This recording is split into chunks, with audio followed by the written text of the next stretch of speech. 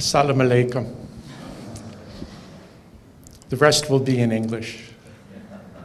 More than enough.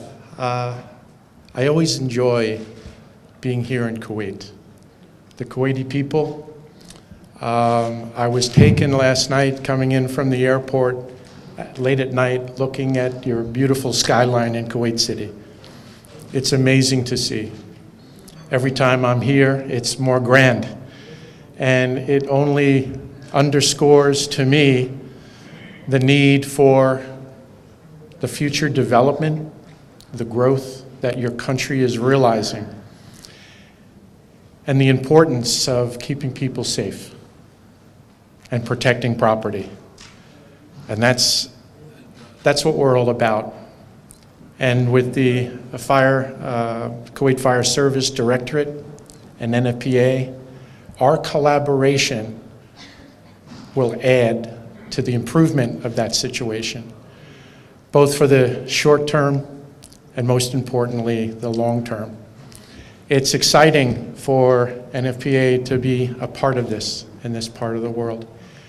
I've been fortunate to have some good friends that we will make some significant changes in protecting the people of Kuwait, all the visitors like me that come, and the property.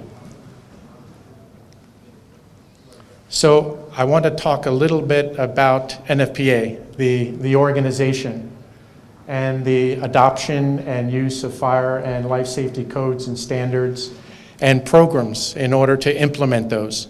Very important. It's one thing to make a decision as to what code or standard to use, but it is even more important to learn about those codes and standards and to effectively implement those. So we'll get into a little bit about training and building and, of course, our collaboration with the Kuwait Fire Service Directorate. So NFPA. NFPA has been around a long time, since 1896. That's pretty old. During that time, or since that time, NFPA has learned a great deal about fire and life safety. And through many tragic events, improvements are always made. We'll continue to make improvements. But with that history comes a body of knowledge that will help Kuwait in referencing and using these codes and standards, the training programs, and all of those issues surrounding that to improve fire and life safety.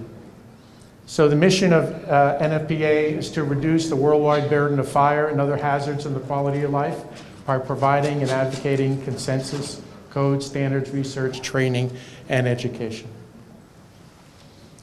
We have more than 80,000 members from 100 different countries. So it's truly a global organization.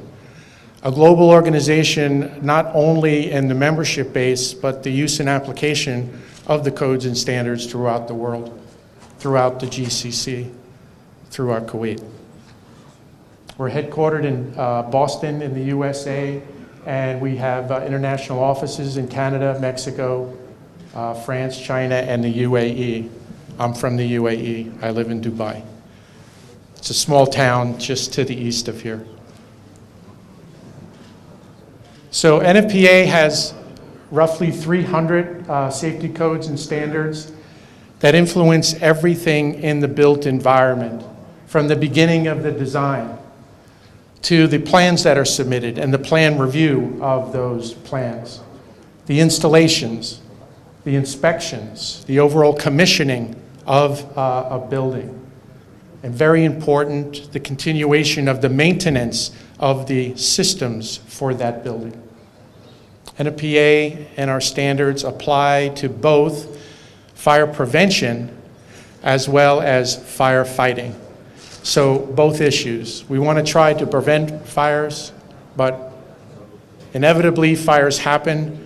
What are all the standards we need to follow to better be able to address and to fight those fires? So I have 5 examples here of the NFPA codes and standards. And these particular codes and standards serve as the underpinnings of many of the national fire codes that are used throughout the GCC, specifically the UAE and the fire code, the Kuwait code here in Kuwait. So some of those include the NFPA 1, which is the fire code, more or less an umbrella document. NFPA 13, sprinklers. 72, the alarm systems. 101, the fire and life safety code. And the NFPA 5000, the building code. Your existing code, I've heard, includes up to 90% of the NFPA. I think that may be a little bit of an exaggeration, but it is at least a majority of the content that is included in the Kuwait code.